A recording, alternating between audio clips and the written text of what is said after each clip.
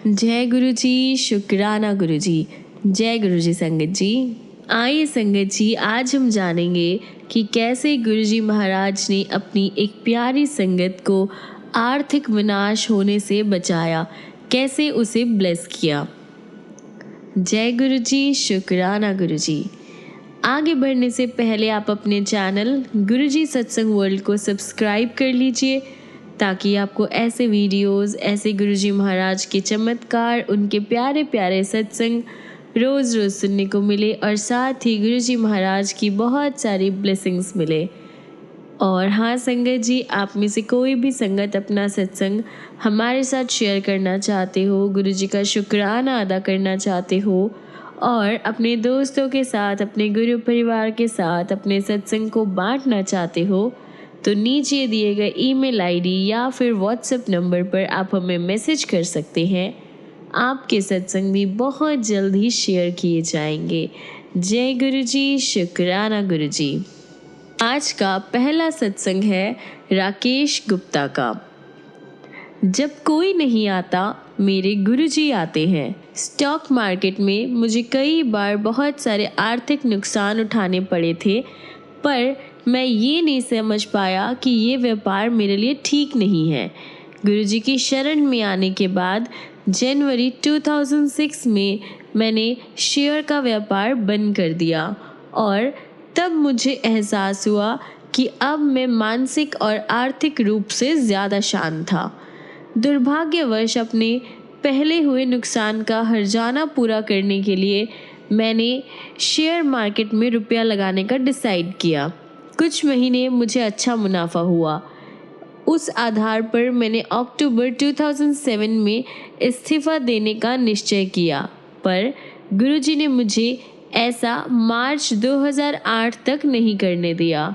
जनवरी 2008 में मुझे संगत में किसी से गुरुजी का संदेश आया कि मुझे शेयर का व्यापार बंद कर देना चाहिए, पर मैंने उस पर ध्यान नहीं दिया। उसी महीने थोड़े दिनों बाद मुझे फिर वही संदेश मिला, पर मैंने फिर उसे नज़रअंदाज कर दिया। अगले ही दिन स्टॉक मार्केट एकाएक गिर गया। जनवरी 2008 में 21 जनवरी को मैंने अपने नुकसान का हिसाब लगाया तो वह 1 करोड़ रुपए से ज़्यादा का था।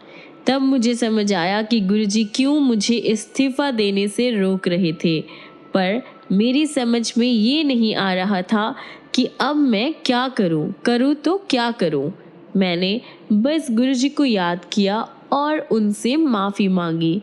मेरे पास अब और कोई विकल्प नहीं था, क्योंकि वो भोलेनाथ है, सबसे भोले भाले भगवान। उन्होंने मेरी सुनी। आधे घंटे के अंदर 2 घोषणाएं हुई। The United states federal reserve ने इंटरेस्ट रेट इतनी ज़्यादा अमाउंट में घटाया जितना 20 सालों में कभी नहीं घटाया था, और भारत सरकार ने घोषणा की कि हिसाब चुकता करना, जिसमें व्यापारी शेयर बेचते और खरीदते हैं और फिर सौदा पूरा करने के लिए विपरीत लेन देन करते हैं, अनिवार्य नहीं था। इससे मार्केट ऊपर चढ़ा इतना कि 2 दिनों में निफ्टी 3800 पॉइंट्स से 5200 पॉइंट्स पर आ गया और मेरा नुकसान थोड़ा सहनीय स्तर पर आ गया। मैंने सर्वशक्तिमान गुरुजी का शुक्रिया किया। गुरुजी ने ना सिर्फ मेरी नौकरी बचाई, साथ ही अपूरणीय नुकसान से भी मुझे बचाया, जो मैं खुद ही अपने ऊपर लाया था, गुरुजी की आदेश की अवज्ञा करके। इसमें हम सबके लिए सीख है कि गुरुजी का आदेश बिना किंतु परंतु के तत्काल ही मानना चाहिए। जनवरी 2008 में रात को करीब 2:30 बजे मैं अपनी पत्नी के साथ स्कूटर पर इफ़को चौक, गुड़गांव से अपने घर जा रहा था। जब मैंने स्कूटर चलाने की कोशिश की तो वह चला नहीं। मैंने पेट्रोल की टंकी देखी तो पाया कि वो खाली था। करीब 3 बजे हम एक पेट्रोल पंप पहुँचे, जहाँ मैंने लोगों से अनुरोध किया कि ज़्यादा पैसे लेकर वो मुझे पेट्रोल दे दे। उन्होंने ये कहकर कि पेट्रोल पंप सुबह 6 बजे ही खुलेगा, मुझे मना कर दिया। उन दिनों ठंड बहुत ज़्यादा थी, इसलिए पैदल घर जाना संभव नहीं था। तभी मुझे सत्संग याद आए जिनमें संगत की गाड़ियाँ बिना पेट्रोल के ही चली थी। मैंने गुरुजी का नाम लिया और एक बार फिर स्कूटर से शुरू करने की कोशिश की। इस बार स्कूटर चल पड़ा। जब मैं घर पहुंचा तो मैंने देखा कि पेट्रोल की टंकी पूरी भरी हुई थी। गुरुजी के लिए कुछ भी नामुमकिन नहीं है, क्योंकि वह भगवान शिव है। मेरा साला और उनका परिवार 2006 में गुरु पूर्णिमा के दिन सहारनपुर उत्तर प्रदेश से बड़े मंदिर आए। गुरुजी का दर्शन पाकर हमसे बहुत खुश थे। 3 साल बाद 2009 में गुरु पूर्णिमा के दिन वह फिर बड़े मंदिर आए। उस दिन समारोह के दौरान मेरे साले की पत्नी को उनकी गद्दी पर गुरुजी के दिव्य दर्शन हुए। कुछ समय बाद अगस्त में हमें सहारनपुर जाने का मौका मिला। मेरे साले का परिवार बहुत इच्छुक था कि वे गुरुजी का सत्संग अपने घर में रखें, जैसे गुड़गांव में संगत के घर में होता है। गुरुजी की कृपा से उनके घर में शाम 4 से 8 बजे तक सत्संग हुआ और उसके बाद लंगर। निस्संदेह गुरुजी अपने आशीर्वाद के साथ वहाँ मौजूद थे। बाजार से सजावट के लिए गुलाब खरीद कर लाने से पहले ही सुबह 11 बजे हमें सहारनपुर में गुरुजी की सुगंध आई। सत्संग के दौरान संगत को भी गुरुजी की मौजूदगी महसूस हुई। एक और बात ध्यान देने वाली है, सहारनपुर में नियमित रूप से शाम 4 बजे से 12 बजे तक बिजली जाती है, पर उस दिन उस एरिया में 1 मिनट के लिए भी बिजली नहीं गई। अगले दिन गुरुजी ने मेरी साली को सपने में भी दर्शन दिए और सबको आशीर्वाद दिया। सितंबर 2009 में मैं खराब खाने की वजह से मेरी बेटी बहुत बीमार थी। उसे बुखार, उल्टियाँ और दस्त थे। उसकी हालत इतनी ख़राब थी कि दवाइयाँ लेने के बावजूद वह 2-3 दिनों से पानी तक नहीं पचा पा रही थी। फिर गुरुजी की कृपा से हम शनिवार को बड़े मंदिर गए। हमने हमारी बेटी की हालत की वजह से उसे चाय और लंगर प्रसाद मुख्य हॉल के बाहर ही लेने को कहा, लेकिन जैसे ही हमने मंदिर में प्रवेश किया उसकी हालत में सुधार आने लगे और उसने चाय प्रसाद मंदिर के मेन हॉल में और लंगर मंदिर के बेसमेंट में लिया। गुरुजी के आशीर्वाद से वह तुरंत ही स्वस्थ हो गई, ठीक हो गई। जो प्रमाणित दवाइयाँ 2-3 दिनों में कुछ नहीं कर पाई, गुरुजी के आशीर्वाद भरे प्रसाद ने एक क्षण में कर दिया। जय गुरुजी। आइए संगत जी, अगला सत्संग हम सुनेंगे राजेंद्र सिंह केंत का। एक मित्र से गुरुजी के बारे में सुनकर हम उनके पास पहुँचे थे। उन्होंने हमें आशीर्वाद दिया और वीक में 2 बार आने के लिए कहा। उस टाइम मैं बवासीर और डायबिटीज़ से परेशान था। संगत में हमें लंगर परोसा गया जिसमें बहुत मिर्ची थी। इतनी मिर्ची देखकर मुझे डर था कि वह मेरे बवासीर रोग को और गंभीर कर देगी, लेकिन गुरुजी का लंगर होने के कारण मैंने वह खा लिया। मैं आकर लंगर ग्रहण करता रहा और मेरी अवस्था में सुधार होने लगा। फिर एक दिन वह रोग, जिसका 10 सालों से कोई उपचार नहीं हो पा रहा था, कोई ट्रीटमेंट नहीं हो पा रहा था, वह लोप हो गया, यानी गायब हो गया। अब मैं घर पर भी अपने भोजन के साथ मिर्च ले लेता हूँ। जहाँ तक मेरे डायबिटीज़ का सवाल है, उसका भोजन से पहले और बाद का स्तर 125 से 175 था, जबकि उसका नॉर्मल जो लेवल होता है वो 100 से 140 होना चाहिए। गुरुजी के यहाँ जब भी मैं जाता था, आधा किलो मिठाई का प्रसाद खाता था। नॉर्मली मेरे डायबिटीज़ का लेवल बढ़ना चाहिए था, लेकिन वह घटकर 91 से 141 हो गया। वास्तव में आजकल मुझे घर पर भी मिठाई खानी पड़ती है, जिससे डायबिटीज़ का लेवल ज़्यादा ना गिरे। मैंने रात को इस बीमारी की मेडिसिन्स लेनी बंद कर दी है और सुबह की जो अमाउंट है या जो जितनी क्वांटिटी मुझे खानी होती है वो भी कम हो गई है। गुरुजी की कृपा ऐसी होती है। मेरी एक और प्रॉब्लम थी, मूत्र मार्ग में अवरोध, यानी यूरिन पास करने में भी मुझे बहुत प्रॉब्लम होता था। गुरुजी के पास आने से पहले दिल्ली के सर गंगाराम हॉस्पिटल में मेरी एक नॉर्मल सर्जरी हुई, पर उसके 2 महीने के बाद उसमें फिर से प्रॉब्लम आ गई। उसी डॉक्टर ने कहा कि इस ट्रीटमेंट के बाद यूरिन पास करने का जो एरिया होता है वो सिकुड़ जाता है और फिर से सर्जरी की सलाह दी। दूसरी सर्जरी भी हुई, लेकिन 4-5 महीने के बाद वह फिर से प्रॉब्लम हो गई थी। मैंने संगत के एक सदस्य को गुरुजी को इससे अवगत कराने की विनती की।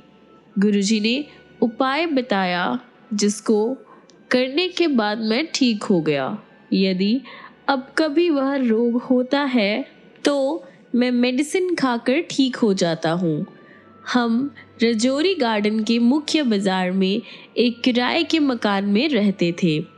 1999 में मकान मालिक ने उसे एक भवन निर्माता को बेच दिया, जो वहां दुकानें बनाना चाहता था। हमें वह मकान खाली करने के लिए कहा गया, लेकिन तुरंत ऐसा करना संभव नहीं था।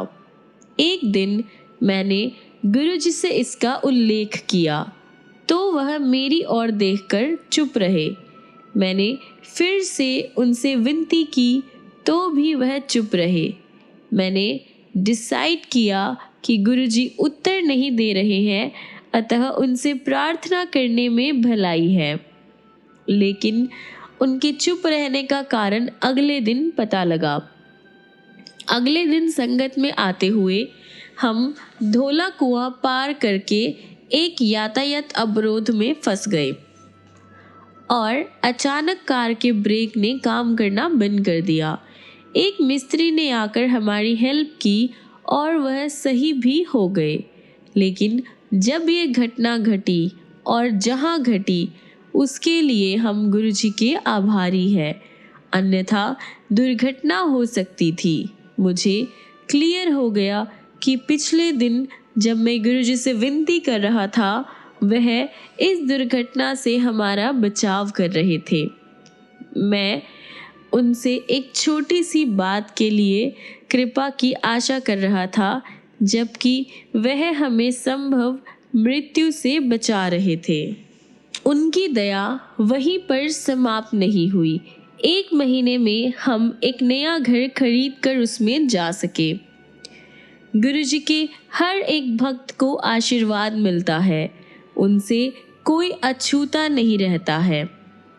वह भी जिनके पास उनका चित्र है या जो उनके बारे में सुनते हैं और जो उनसे विनती करते हैं, सबको उनका आशीर्वाद प्राप्त होता है।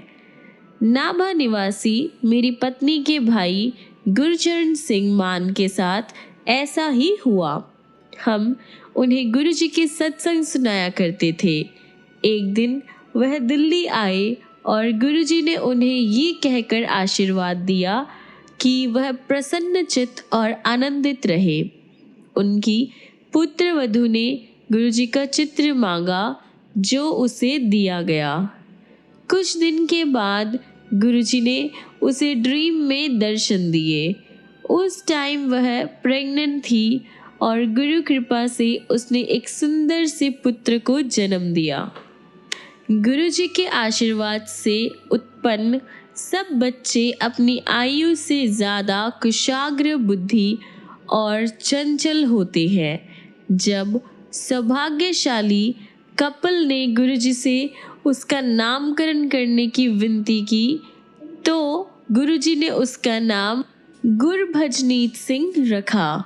जब गुरुजी किसी परिवार को अपने संरक्षण में ले लेते हैं तो वह परिवार हमेशा हमेशा सुखी रहता है। जब गुरुचरण को गुर्दों में अत्यंत कष्ट हुआ तो उसने गुरुजी से उनकी दया के लिए प्रार्थना करी। वह शीघ्र ही ठीक हो गए। फिर उसको यूरिन में पथरी के अवरोध के कारण बहुत दर्द हुआ। दर्दनाशक मेडिसिन लेते हुए भी उसका शूल जो था बना रहा। उन्होंने मुझे गुरुजी से निवेदन करने के लिए कहा। जब मैंने ऐसा किया तो गुरुजी ने केवल अपना सिर हिलाया। शीघ्र ही गुरुचरण की पथरी और वेदना गायब हो गए। गुरुचरण के सामने एक और प्रॉब्लम आई। वह नाभा में एक निजी विद्यालय चलाते थे। 2005 में पंजाब सरकार ने ऐसे सारे विद्यालयों को निषेध कर दिया जिनको मान्यता प्राप्त नहीं थी। उन्होंने मुझे फ़ोन पर गुरुजी से विनती करने के लिए कहा।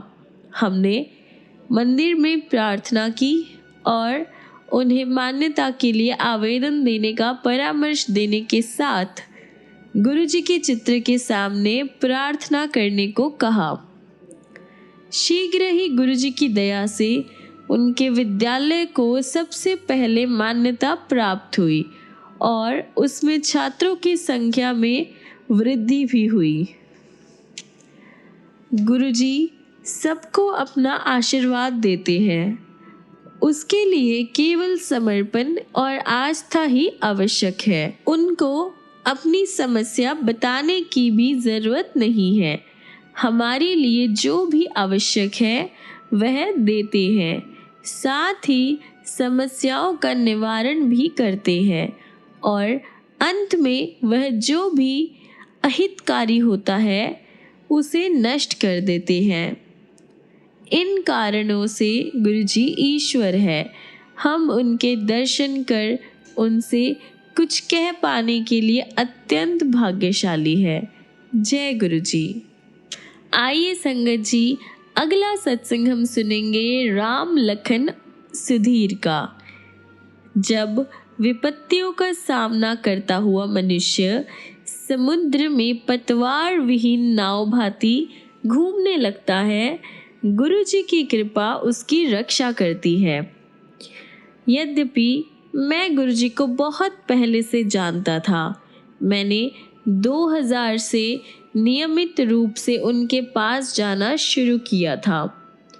इस ड्यूरेशन में मुझे उनके अनेक चमत्कारों से परिचय हुआ और संगत के सदस्यों से उनके अनुभव सुनने का सौभाग्य भी प्राप्त हुआ।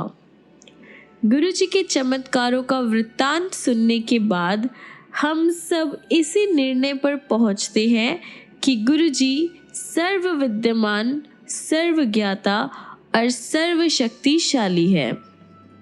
गुरुजी दिव्य आश्रय के वह असीम स्रोत है जहाँ पर सबका स्वागत है। गुरुजी उस दया के भंडार है जो बिना कहे और बिना बताए आपके पास आती है।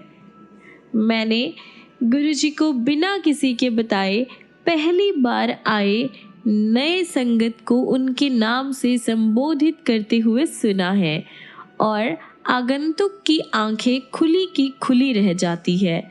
ये मेरी पत्नी के साथ हुआ था जब वह पहली बार गुरुजी के पास आई थी।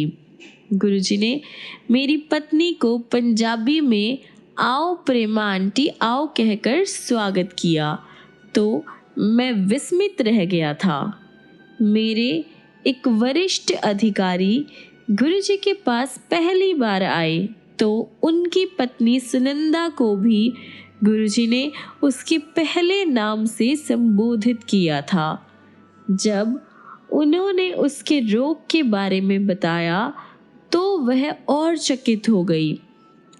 सबसे बड़ा अचंभा उन्हें तब हुआ जब उनके सामने वही दिव्य पुरुष बैठे थे जिन्हें उन्होंने पिछली रात ड्रीम में देखा था।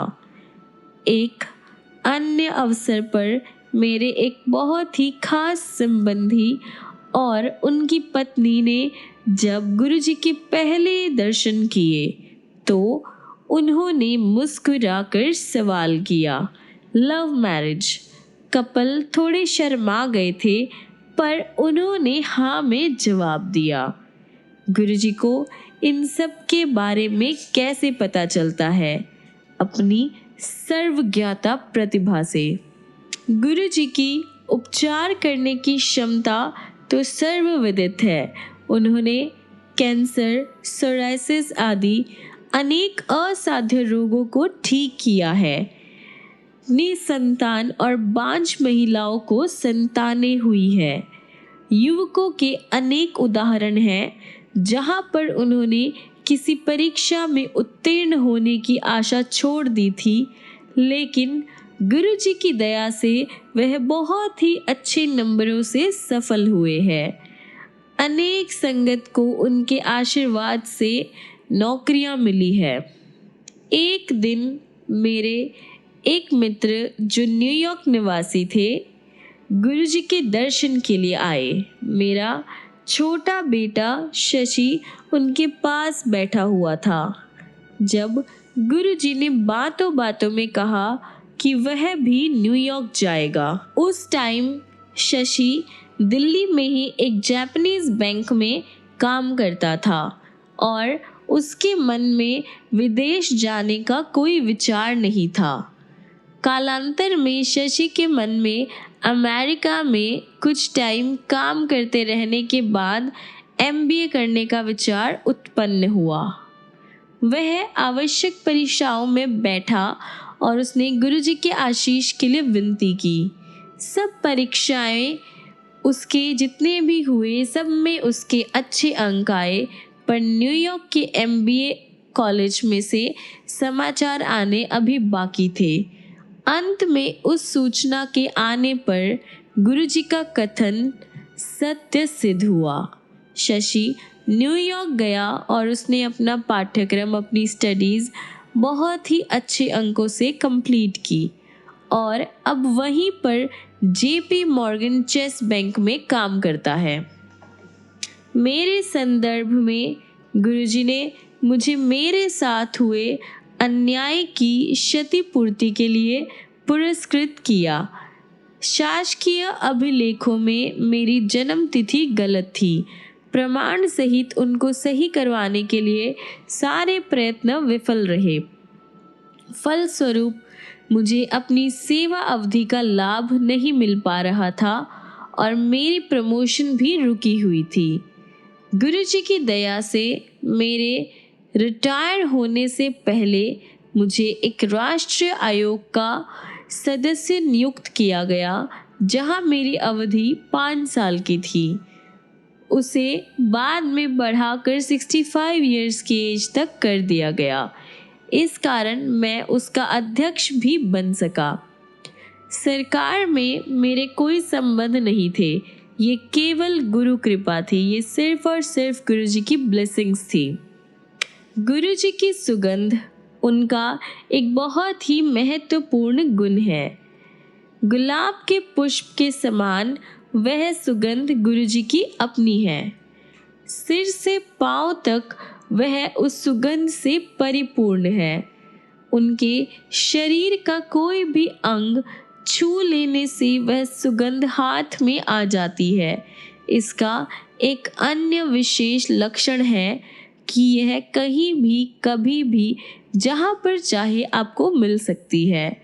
ये उनकी सर्व विद्यमानता का संकेत है।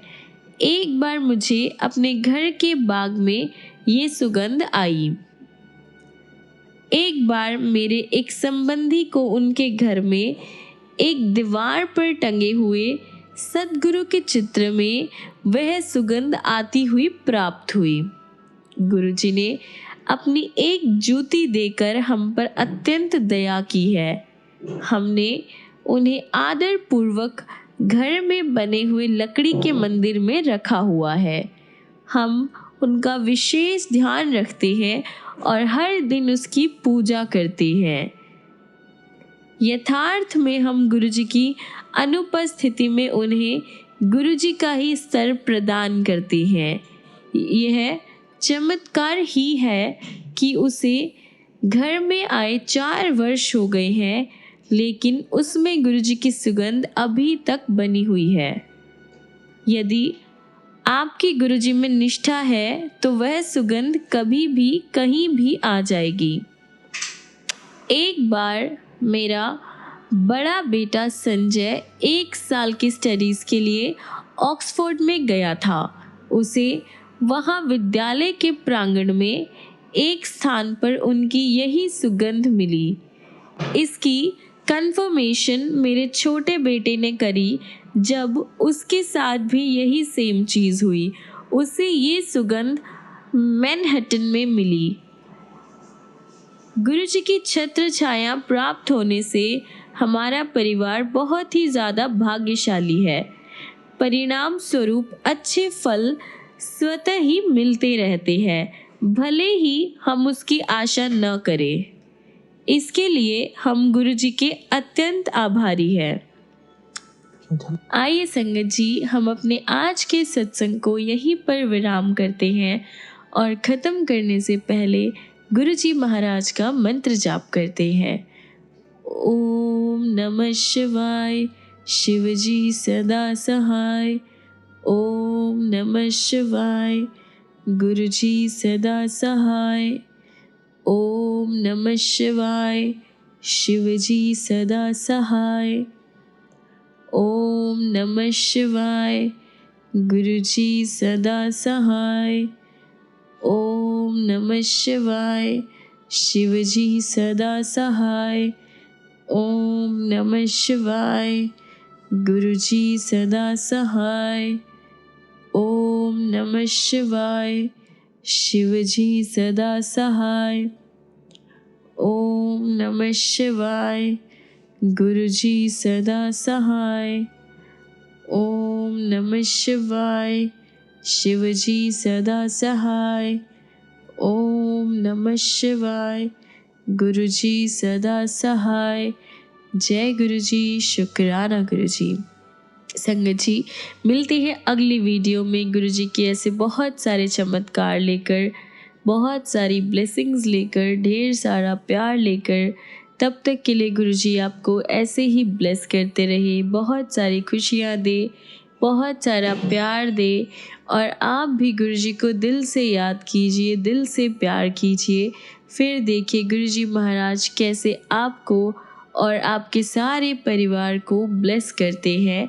और एक बात का ध्यान रखिएगा कि गुरुजी को पूरा समर्पण कीजिए, कंप्लीट सरेंडर कीजिए। फिर देखिए गुरुजी महाराज की ब्लेसिंग्स कैसे आप पर और आपके पूरे परिवार पर होती है। जय गुरुजी, शुक्राना गुरुजी। जय गुरुजी संगत जी।